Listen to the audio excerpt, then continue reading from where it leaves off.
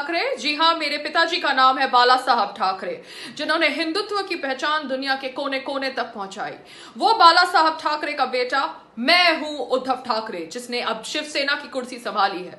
क्या मैं सुपुत्र हूं या कुपुत्र, ये तो समय ही बताएगा, मगर मेरे परिवार में नेपोटिज्म रन करता है। मेरे बाद मेरा बेटा आदित्य ठाकरे ये गद्दी को संभालेगा। इसलिए ये नेपोटिज्म की कहानी मिलती जुलती लगने की वजह से मैंने कांग्रेस के साथ गठबंधन किया और महाराष्ट्र के अंदर सरकार बनाई, क्योंकि कांग्रेस के अंदर भी नेपोटिज्म चलता है और शिवसेना के अंदर भी नेपोटिज्म चलता है।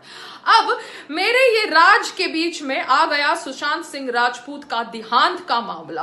अब मैंने ऑब्वियसली नेपोटिज्म की कहानी इन्वेस्टिगेट करने का प्रयास किया। मुंबई पुलिस को बोला बॉलीवुड के दिग्गज लोगों को बुलाओ, नेपोटिज्म का एंगल देखो, मगर इसके बावजूद ये पूरा राइट विंग मेरे पीछे पड़ा हुआ है और मेरे बेटे को ट्रैप कर रहा है, जैसे राहुल गांधी को ट्रैप किया जाता है। मगर करूं तो मैं क्या करूं, दोनों की सद्बुद्धि, दोनों का इंटेलेक्ट लेवल एक ही है।